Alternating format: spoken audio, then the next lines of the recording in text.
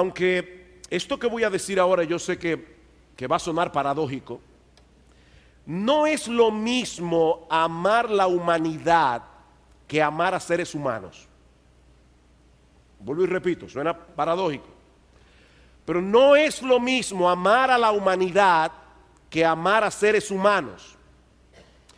Amar a la humanidad en general es fácil porque en la vida real no tenemos que lidiar con ella. Lo difícil es amar a seres humanos específicos, a tu esposa, a tus hijos, a los miembros de tu iglesia local, a tu jefe, a tus compañeros de trabajo, a tu vecino. Son esas personas las que nos causan molestia, no la humanidad. Son esas personas las que nos ofenden, es con ellas que tenemos malos entendidos, o son a ellos a quienes debemos servir cuando muchas veces no tenemos deseos de hacerlo. Pero amar a la humanidad es fácil porque no requiere que amemos a nadie en particular, en realidad.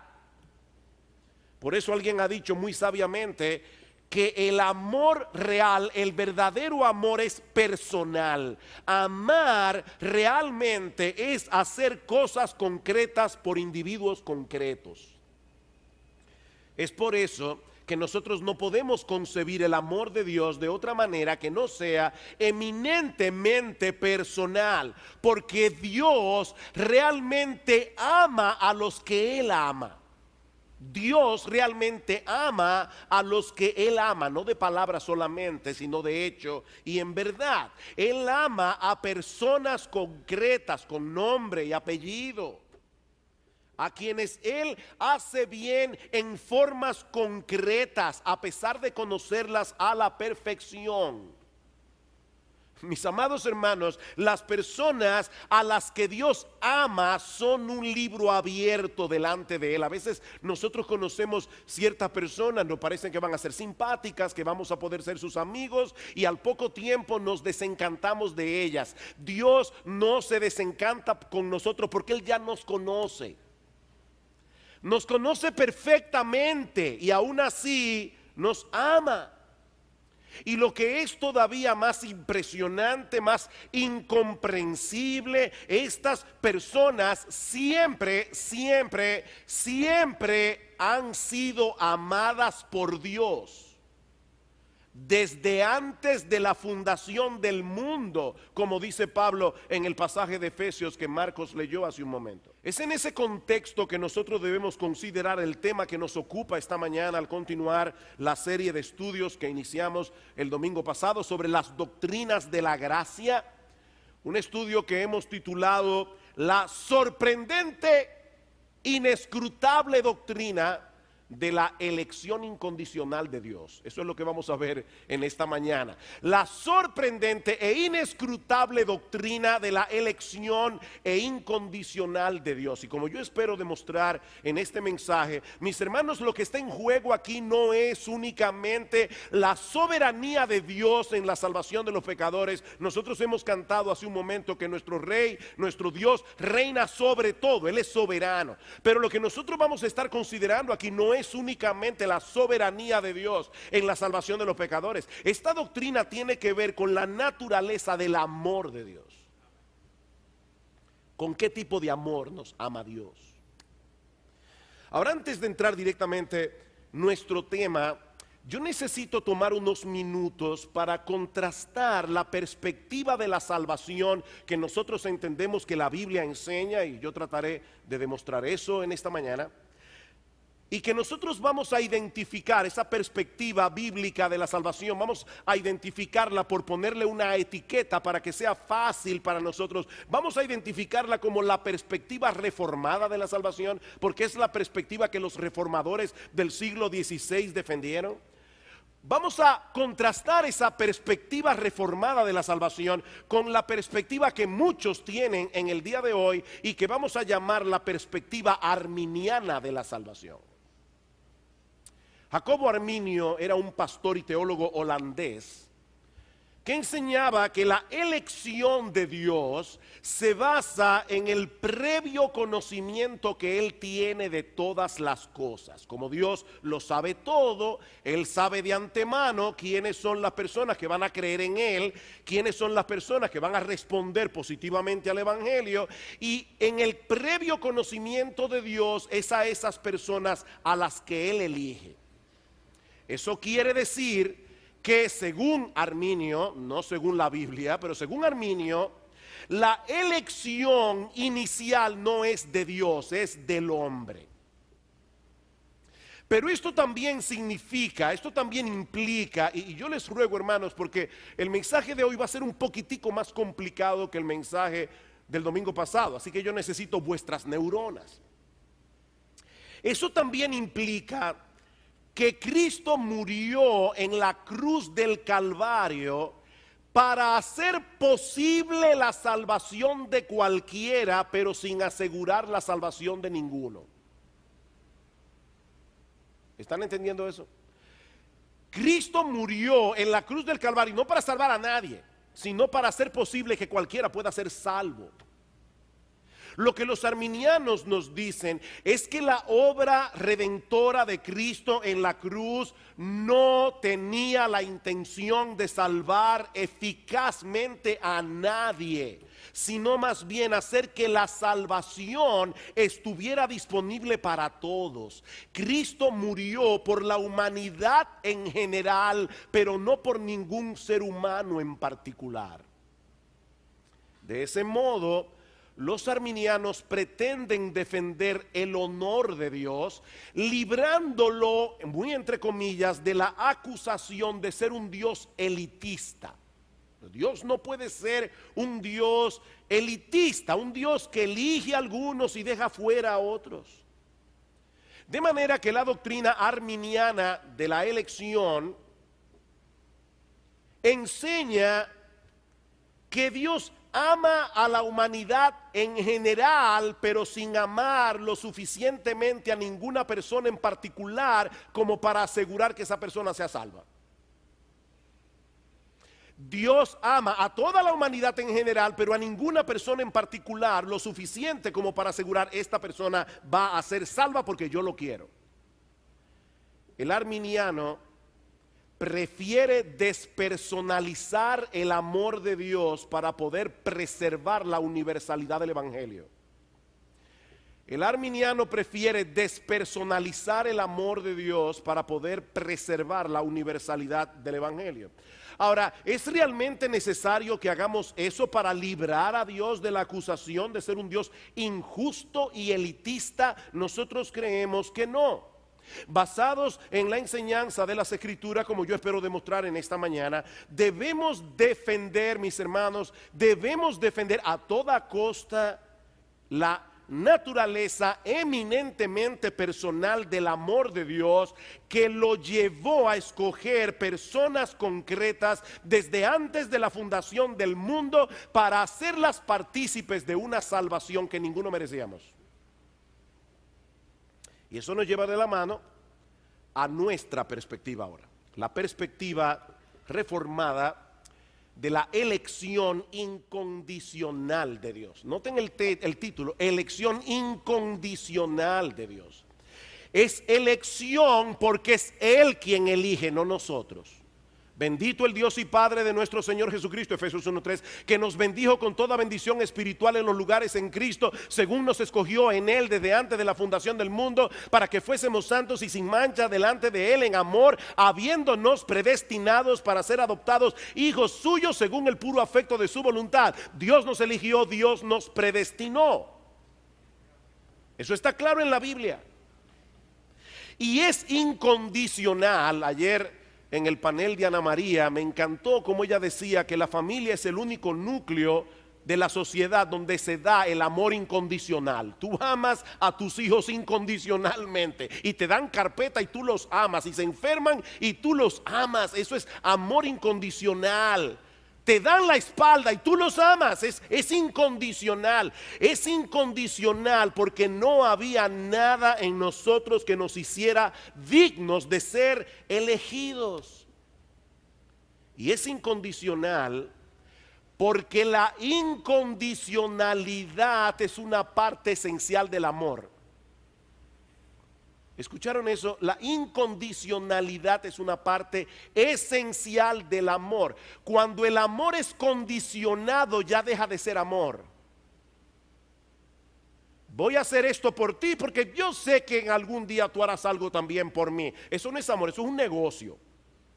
Pero el amor, para que sea amor, tiene que ser incondicional. Y ese es el tipo de amor incondicional, el que Dios tiene por nosotros. Romanos capítulo 5. Y hermano, para mí es muy, muy importante que nosotros escuchemos lo que dice la palabra de Dios.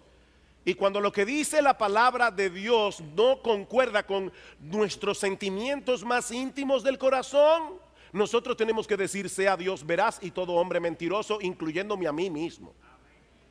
¿Qué dice Dios en su palabra? Romanos capítulo 5, versículo 6. Porque Cristo, cuando aún éramos débiles, a su tiempo murió por los impíos. Ciertamente apenas morirá alguno por un justo, con todo pudiera ser que alguno osara morir por el bueno. Mas Dios muestra su amor para con nosotros en que, siendo aún pecadores, Cristo murió por nosotros. Cuando Cristo murió por nosotros, en la mente de Dios, Él nos veía como impíos, nos veía como pecadores, nos veía como sus enemigos. Dios nos amó sin condición alguna.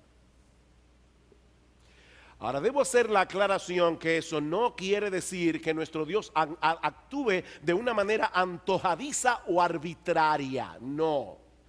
Existe alguna buena razón de por qué Dios escogió a unos y no escogió a otros, pero esa razón está en Él, no en nosotros.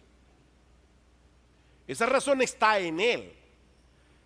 ¿Recuerdan otra vez Efesios capítulo 1, versículo 4 al 5? En amor, habiéndonos predestinado según el puro afecto de su voluntad, desde antes de la fundación del mundo. Mis hermanos, ¿qué significa cuando nosotros hablamos de que algo es puro? Bueno, lo que queremos decir es que eso no está mezclado con nada. De manera que ninguna otra cosa fue tomada en cuenta para nuestra elección, aparte de la voluntad soberana de Dios.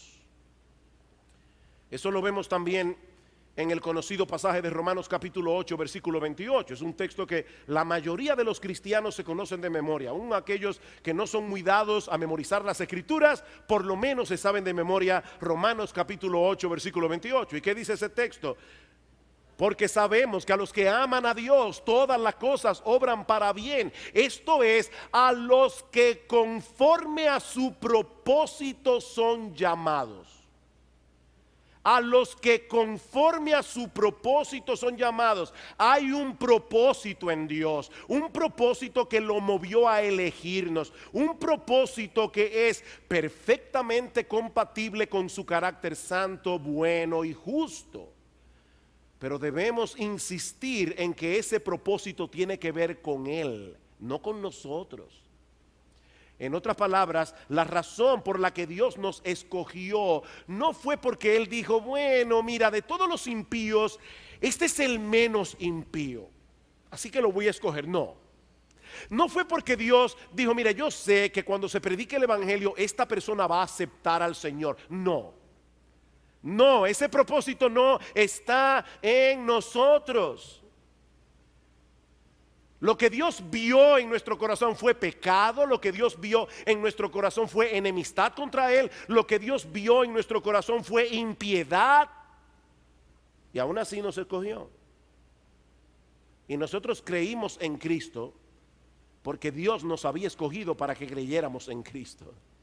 Pablo sigue diciendo en ese pasaje de Romanos capítulo 8 para explicar a qué se refiere cuando dice que conforme a su propósito fuimos llamados. Dice, porque a los que antes conoció también los predestinó para que fuesen hechos conformes a la imagen de su Hijo, para que Él sea el primogénito entre muchos hermanos. Y a los que predestinó, a esos también llamó, y a los que llamó, a esos también justificó, y a los que justificó, a esos también glorificó. ¿A quienes predestinó Dios? A los que desde antes conoció. Pero no con un conocimiento meramente intelectual, sino con un conocimiento afectivo. Por ejemplo, en Amós capítulo 3, versículo 2, Dios le dice a su pueblo: a vosotros solamente he conocido de todas las familias de la tierra. ¿Conocía a Dios de la existencia de los filisteos, de los babilonios, de los medopersas, de los griegos? Sí, Dios conocía a todas las naciones que había en la tierra en aquellos días, y de hecho Dios conocía a cada uno de los seres humanos que poblaban esas naciones. Pero solo a Israel Dios lo amó con un amor selectivo. Y no precisamente porque Dios supiera de antemano que los israelitas iban a creer en Él, porque Dios sabía de antemano que los israelitas iban a ser un pueblo bien terco y duro de corazón. Esa es la misma idea que el apóstol Pedro nos transmite en primera de Pedro capítulo 1 versículo 2. Allí dice que fuimos elegidos según la presciencia o según el previo conocimiento de Dios. Ese es un pasaje favorito de los arminianos. Pero lo que Pedro está diciendo allí no es que Dios supo de antemano quiénes habrían de responder positivamente a la gracia del evangelio. Y lo sabemos porque en ese mismo texto el apóstol Pedro sigue diciendo: fuimos elegidos según la presencia de Dios Padre para obedecer y ser rociados por la sangre de Jesucristo. En otras palabras, nosotros no fuimos elegidos porque Dios sabía que nosotros íbamos a obedecer. Nosotros obedecimos porque Dios nos había elegido para que obedeciéramos. Elegidos según la presencia de Dios Padre para obedecer. Y mis hermanos, esa es la clara enseñanza de las escrituras de pi a pa. Lucas capítulo 10. Lucas capítulo 10. Yo he dicho otras veces que si a mí me pusieran a buscar un solo texto de la Biblia, ya hay un montón, pero si a mí me pusieran a buscar un solo texto de la Biblia que enseñe claramente la elección incondicional de Dios, yo apostaría a Lucas capítulo 10 versículos 21 y 22. Oigan lo que dice el Señor Jesucristo aquí. En aquella misma hora Jesús se regocijó en el Espíritu y dijo: yo te alabo, oh Padre, Señor del cielo y de la tierra, porque escondiste estas cosas de los sabios y entendidos y las has revelado a los niños. ¿Sabes por qué? Sí, Padre, porque así te agradó. Todas las cosas me fueron entregadas por mi Padre, y nadie conoce quién es el Hijo sino el Padre, y nadie conoce quién es el Padre sino el Hijo, y aquel a quien el Hijo lo quiera revelar. ¿Se dan cuenta cómo nadie puede entrar en esa comunión a menos que Dios le abra la puerta? Dice: nadie conoce al Padre excepto el Hijo. Nadie conoce al Hijo excepto el Padre. Entonces, ¿cómo yo puedo conocer al Padre si el Hijo decide revelártelo? No hay otra manera. No hay otra manera. Es un amor soberano. Nuestro Dios es rey, hermanos. Él es rey, Él es soberano, Él es Dios. Él es Dios. Hechos capítulo 13 versículo 48. El apóstol Pablo está predicando la palabra en cierta ciudad de Asia Menor. Los judíos resienten la palabra, pero los gentiles, los que no eran judíos, comienzan a escuchar con atención. Y dice en el versículo 48: los gentiles oyendo esto se regocijaban y glorificaban la palabra del Señor, y creyeron todos los que estaban ordenados para vida eterna. ¿Quiénes creyeron? Los que estaban ordenados para vida eterna. Hechos capítulo 18 versículo 27. Apolos, hablando de Apolos, dice: queriendo él pasar a Acaya, los hermanos le animaron y escribieron a los discípulos que le recibiesen, y llegado él allá fue de gran provecho a los que por la gracia habían creído. ¿Por qué creyeron? ¿Porque eran mejores que otros? No, por la gracia. Por la gracia. Por la pura gracia y misericordia del Señor. Filipenses capítulo 1, versículo 29. Noten, hermanos, que yo no estoy buscando pasajes aislados.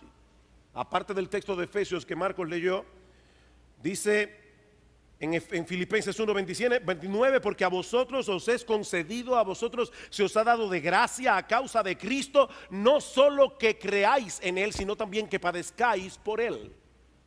Él os dio de gracia que creáis en Él. Y en el capítulo 2, versículo 12, dice Pablo: por tanto, amados míos, como siempre habéis obedecido, no como en mi presencia solamente, sino mucho más ahora en mi ausencia, ocupaos en vuestra salvación con temor y con temblor, porque Dios es el que en vosotros produce así el querer como el hacer por su buena voluntad.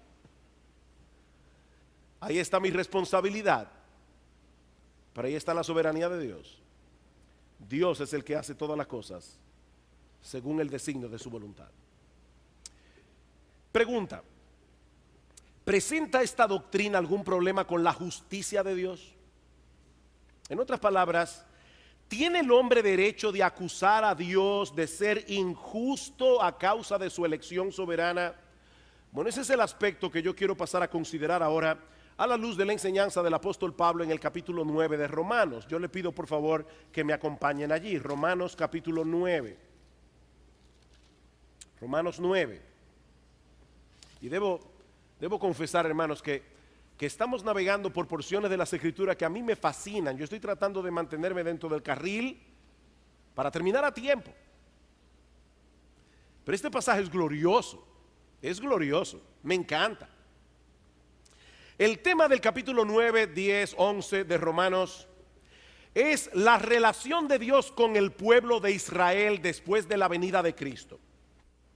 Si el pueblo de Israel fue escogido por Dios soberanamente, ¿por qué rechazaron a su Mesías? ¿Y por qué finalmente ellos mismos fueron desechados como nación? Pablo responde esta pregunta en el capítulo 9 y su respuesta es que a pesar de todos los privilegios que Israel disfrutó como nación en el Antiguo Testamento, Dios nunca prometió salvación para todos y cada uno de los descendientes físicos de Abraham. Romanos capítulo 9, versículo 6, porque algunos pueden decir: ¿falló la elección de Dios? No.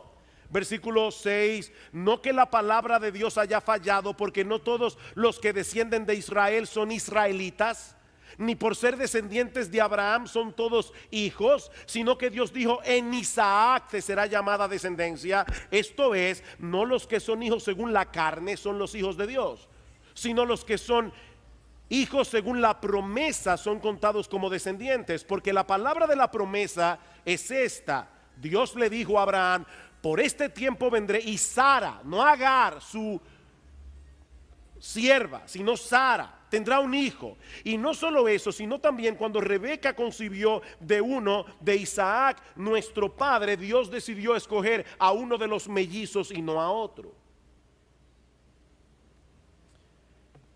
De los hijos de Abraham, Ismael e Isaac, solo uno fue escogido por Dios para ser salvo y recibir las bendiciones del pacto. Y lo mismo ocurrió con los dos hijos de Isaac. Isaac tuvo a Jacob y tuvo a Esaú, y Dios escogió a uno y no al otro. Versículo 10, y no solo esto, sino también cuando Rebeca concibió de uno de Isaac, nuestro padre, pues no había aún nacido, ni habían hecho aún ni bien ni mal, para que el propósito de Dios conforme a la elección permaneciese, no por las obras sino por el que llama. Se le dijo, estando todavía los mellizos en el vientre de Rebeca: el mayor servirá al menor, como está escrito: a Jacob amé, mas a Esaú aborrecí. Y Dios no pide excusas.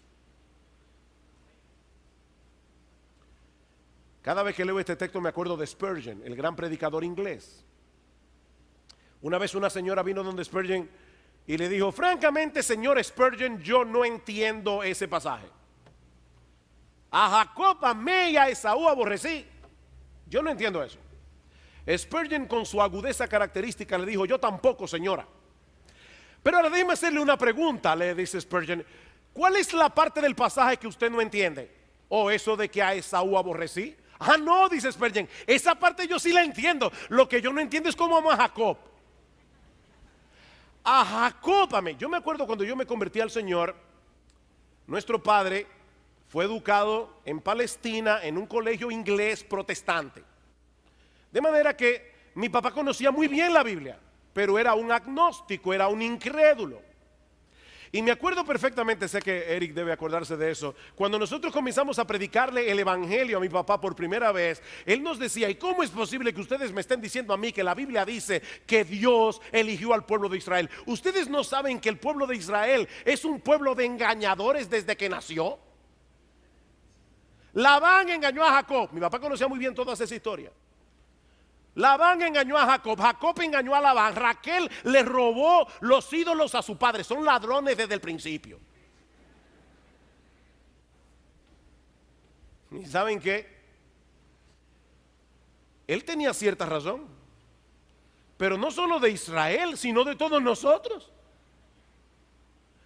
Eso es precisamente lo que exalta la gracia y la misericordia de Dios. Que cuando Dios escogió a Israel, no lo escogió porque eran los mejores. A Jacob amé, a Esaú aborrecí.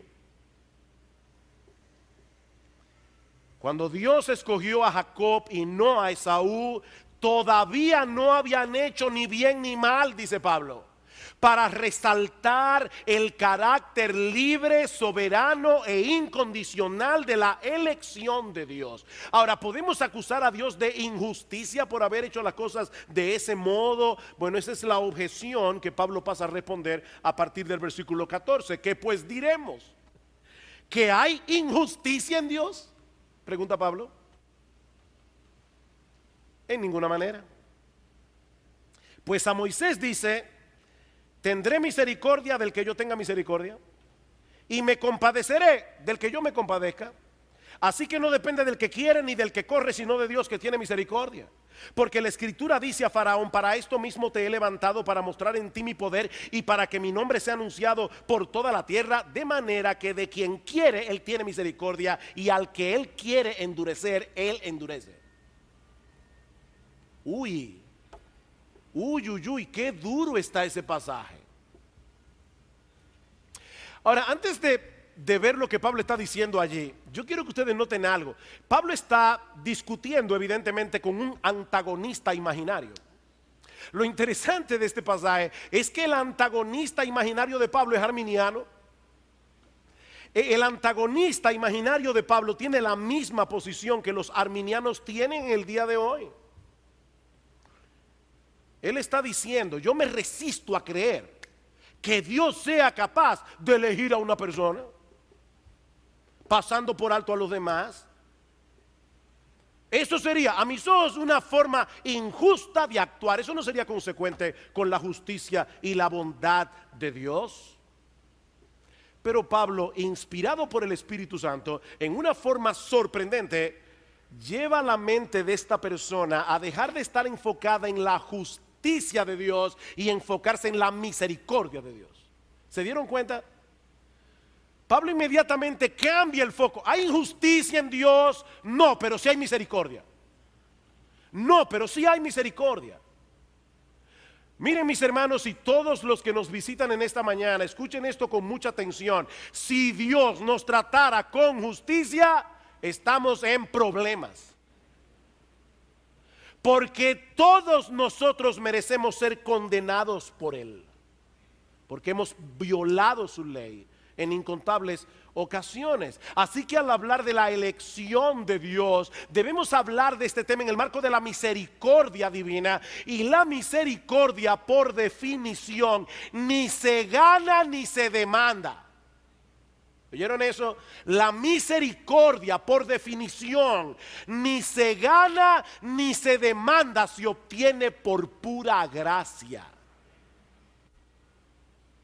Por gracia sois salvos, Efesios 2, 8 al 9, porque esto es un regalo de Dios, no por obras, para que nadie se gloríe. Y para probar su punto, el apóstol Pablo cita las palabras de Moisés en Éxodo 33, 19, versículo 15. Pues a Moisés dice: yo tendré misericordia del que yo sé que va a ser mejorcito que los demás.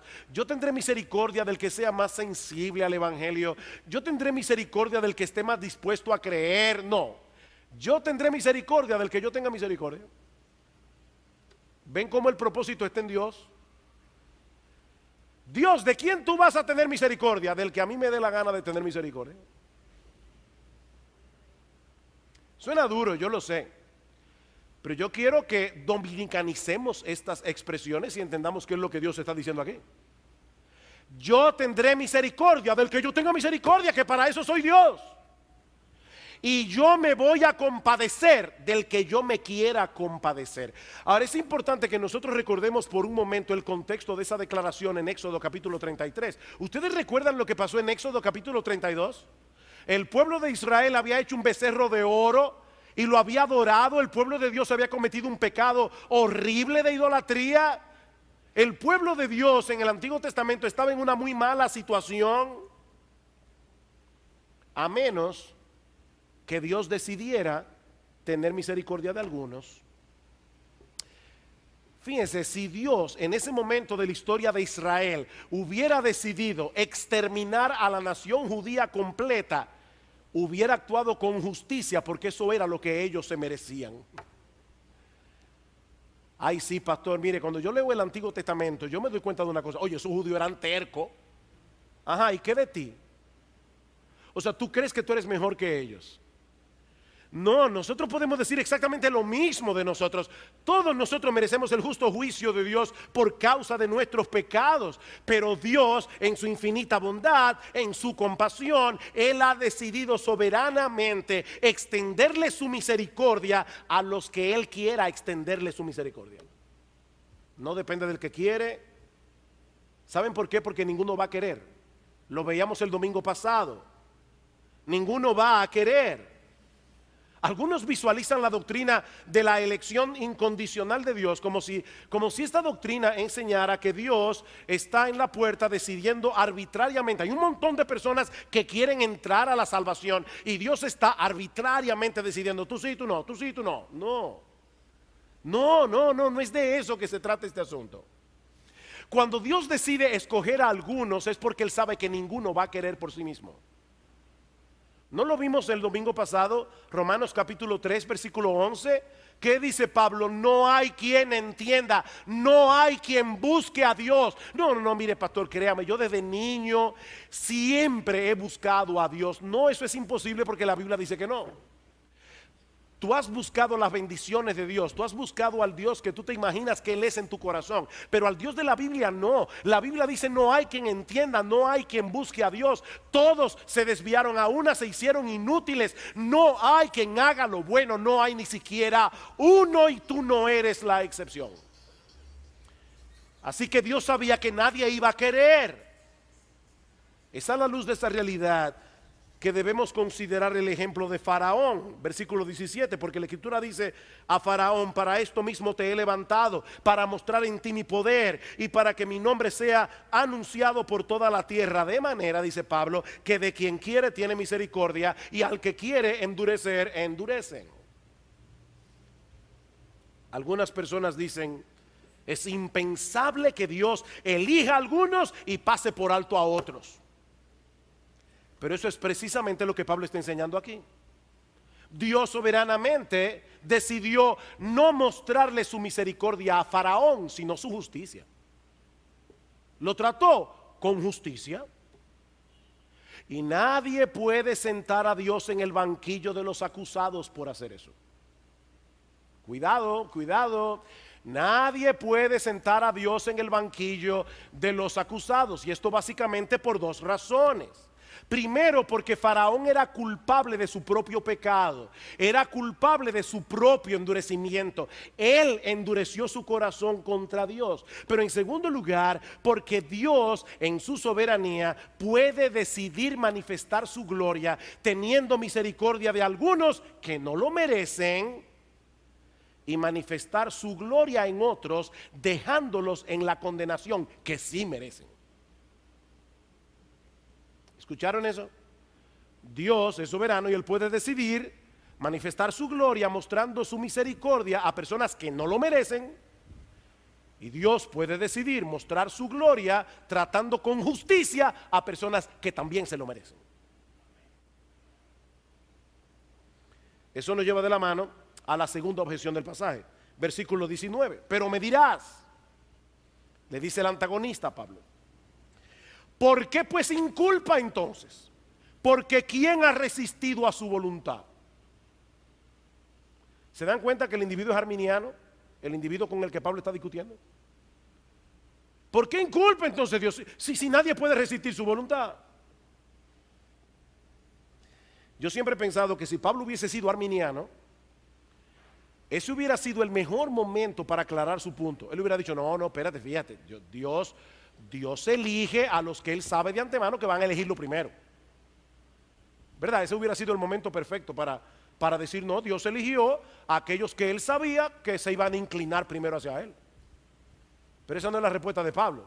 La respuesta de Pablo es, mas antes, hombre, ¿quién eres tú para que alterques con Dios? ¿Dirá el vaso de barro al que lo formó, por qué me has hecho así? ¿O no tiene potestad el alfarero sobre el barro para hacer de la misma masa? Cristianos, escuchen, ustedes no eran de una masa diferente. Para hacer de la misma masa vasos para honra y otros para deshonra.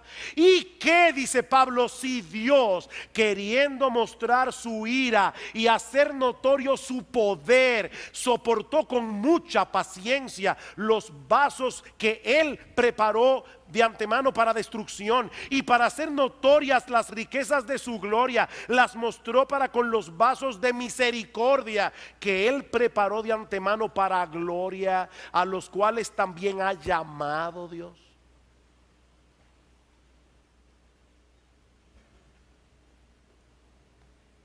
Lo que Pablo nos está diciendo aquí es que el hombre no está en posición de evaluar cuán apropiado es el proceder de Dios. No solo porque nosotros somos sus criaturas, no solo porque no tenemos toda la información, sino porque no tenemos derecho. Mi amigo, tú me estás escuchando, tú no tienes derecho a cuestionar a Dios.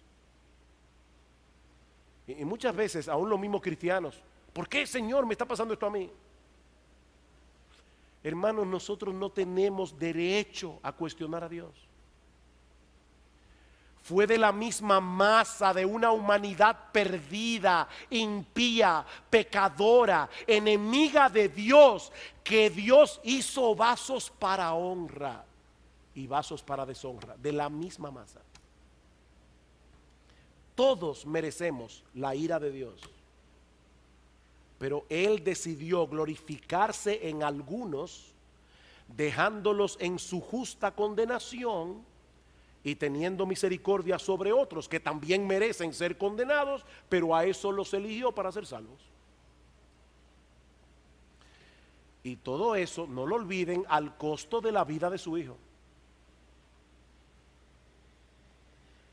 Permítanme aterrizar un poco esto tan teológico que hemos estado viendo hoy aquí. Lo que yo estoy diciendo, mis amados hermanos, o lo que yo entiendo que la Biblia claramente enseña, es que Cristo no murió en la cruz del Calvario para crear un sistema que hiciera posible la salvación de cualquiera, pero sin asegurar la salvación de ninguno, no. Cristo murió en la cruz del Calvario para salvar real y efectivamente a todos aquellos que fueron escogidos por Dios desde antes de la fundación del mundo. Increíble. Dios nos escogió de pura gracia. ¿Por qué, Señor? Porque nos amó incondicionalmente. Incondicionalmente. Segunda Timoteo capítulo 1 versículos 8 y 9. Segunda Timoteo capítulo 1 versículos 8 y 9. Yo no estoy buscando un versículo por aquí, otro versículo por allá. Esta es una enseñanza de la Biblia. Pablo dice a Timoteo: por tanto, no te avergüences de dar testimonio de nuestro Señor, ni de mí, preso suyo, dice Pablo, sino participa de las aflicciones por el evangelio según el poder de Dios, quien nos salvó y llamó con llamamiento santo, no conforme a nuestras obras, sino según el propósito suyo y la gracia que nos fue dada en Cristo Jesús desde antes de los tiempos de los siglos.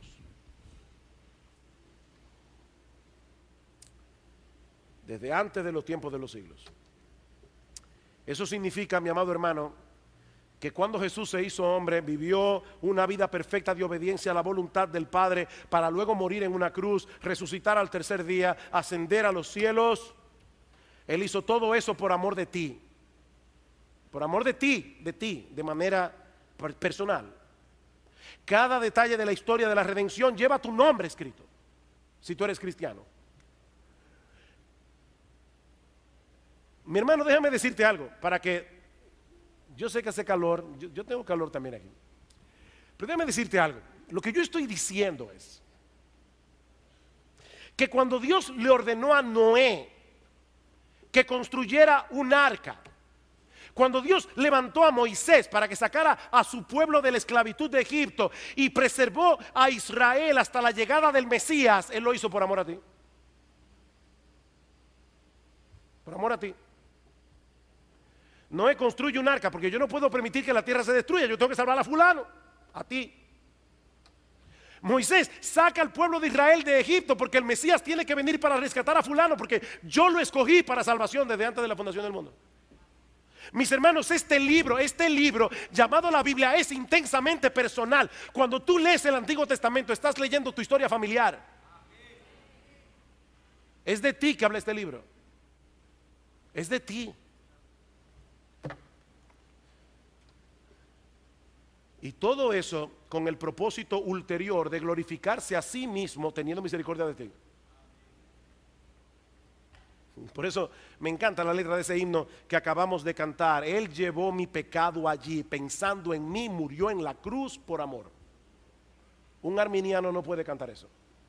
Y lo grande es que lo cantan en las iglesias, pero no están entendiendo lo que están cantando. Ellos no pueden cantar eso. Un arminiano no puede decir: Cristo murió por mí. Cristo murió por todos para ver si alguno se salva. No, Cristo murió por mí. Él llevó mi pecado allí. Pensando en mí, murió en la cruz mi Señor, por amor. ¿Por qué es importante esta doctrina? Rápidamente. Primero, porque la doctrina bíblica de la elección incondicional promueve la humildad, no el orgullo. Algunas personas dicen: pero si ustedes creen eso, se van a llenar de soberbia. Nosotros somos los escogidos de Dios. No, todo lo contrario. Cuando yo recuerdo, Dios me escogió cuando yo era un gusano pecador, cuando yo iba camino al infierno, cuando yo no merecía ser escogido. Eso me lleva a la humildad. No, Dios me escogió porque Él sabía que yo iba a creer. No, tú creíste porque Él te escogió. Así que no tienes ningún propósito en jactarte. ¿Dónde está la jactancia? Dice Pablo. ¿Dónde está la jactancia? La salvación es de Jehová. Dios se lleva toda la gloria en esta doctrina. Dios se lleva toda la gloria. Por eso es que me encanta esta doctrina. Dios se lleva toda la gloria. En segundo lugar, la doctrina bíblica de la elección incondicional promueve santidad. Promueve santidad. Muchos presuponen que si nosotros partimos de la premisa de que la salvación no depende en absoluto de mi esfuerzo, sino de la misericordia de Dios, yo no voy a tener ninguna motivación para esforzarme por ser más santo. No, es exactamente a la inversa. Cuando el creyente entiende que Dios lo escogió desde antes de la fundación del mundo, como dice Pablo en Efesios 1, para que fuésemos santos y sin manchas delante de Él, eso es una poderosa motivación para ser santo. Óyeme, Dios me escogió para ser santo desde antes de la fundación del mundo. O como dice Pablo en Romanos capítulo 8, para ser hechos conformes a la imagen de su Hijo. Tercero, la doctrina bíblica de la elección incondicional promueve seguridad de salvación. Promueve seguridad de salvación. ¿Qué puede darle más seguridad a un creyente que el hecho de saber que su salvación depende de la misericordia de Dios? Que su salvación depende del Dios soberano sin condición alguna. Porque Él decidió amarnos desde antes de la fundación del mundo. Y Él diseñó un plan costosísimo de salvación para poder salvarnos sin pasar por alto su justicia. Porque Cristo fue castigado en mi lugar. Me glorío en Jesucristo. Me glorío en Jesucristo. La elección bíblica de la elección incondicional promueve en cuarto lugar la gloria de Dios únicamente, no la del hombre. Precisamente porque no depende del que quiere ni del que corre, sino de Dios que tiene misericordia. Toda la salvación, toda la gloria, en la salvación de los pecadores le pertenece únicamente a Él. Fue la contemplación de ese plan maravilloso que llevó al apóstol Pablo a decir en Romanos capítulo 11, versículo 33, oh inescrutables, como dice Pablo en Romanos capítulo 11, versículo 33, dice, oh profundidad de las riquezas, de la sabiduría y de la ciencia de Dios, cuán inescrutables son sus juicios e inescrutables sus caminos, porque ¿quién entendió la mente del Señor? ¿O quién fue su consejero? ¿O quién le dio a él primero para que le fuese recompensado? ¿Tú le diste algo a Dios? ¿Dios te debe algo a ti? No, el infierno te debe Dios. ¿Quién le dio a él primero para que le fuese recompensado? Pablo dice nada, porque de él y por él y para él son todas las cosas. Por lo tanto, a él y solo a él sea la gloria por los siglos. Amén. Pero no quiero terminar. Bueno, hay una cosa más. La doctrina bíblica de la elección incondicional es un gran consuelo para el creyente en medio de la aflicción. Es un gran consuelo. Hermano, muchas veces nosotros preguntamos, ¿Dios me ama cuando estamos pasando por un momento de aflicción? Recuerda, Dios te escogió para ser semejante a Cristo. Y por lo tanto, tú vas a pasar por tribulación en esta vida, vas a pasar por aflicciones en esta vida, pero esas aflicciones tienen un propósito, y el propósito es hacerte como Cristo. A los que antes conoció, también los predestinó para que fuesen hechos conformes a la imagen de su Hijo. Ahora, mi amigo, si tú estás aquí en esta mañana sin Cristo, déjame decirte algo y con esto concluyo. Todo esto que hemos dicho hoy de la elección no elimina toda esperanza para ti, ni debe darte una excusa para no venir a Cristo en arrepentimiento y fe. El llamado de Dios a los hombres a través del Evangelio es universal. Y óyeme bien, mi amigo, no habrá nadie que atienda a ese llamado y que sea desechado. Nadie. La Biblia no enseña en ningún lugar que para venir a Cristo yo tengo que saber primero si soy uno de los elegidos. No, mi amigo, lo único que tú tienes que saber es que tú eres pecador y que Cristo murió en la cruz del Calvario, y que todo aquel que se arrepiente de sus pecados y viene a Él confiando en Cristo será salvo. Si tú sabes eso, tú no tienes que saber absolutamente nada más para responder al llamado del Evangelio. No, ven a Cristo hoy, ahora. No te preguntes si tú estás en esa lista de los elegidos. No, ven a Cristo, pídele perdón y Él te perdonará. Ven a Cristo y aún pídele que venza tu obstinación, porque Él tiene poder para vencer tu obstinación a través de la predicación del Evangelio. Ven a Cristo y pídele perdón. No te quedes allí tratando de averiguar si eres uno de los escogidos, porque tú vas a averiguar eso después que seas salvo. Hay una puerta que dice: venid a mí todos los que estáis trabajados y cargados, yo los haré descansar. Esa es la invitación. El que entra por esa puerta verá del otro lado un letrero que dice: tú fuiste escogido para esta salvación desde antes de la fundación del mundo, pero no lo vas a saber hasta que entres por esa puerta. Ven a Cristo y serás recibido si vienes clamando por misericordia.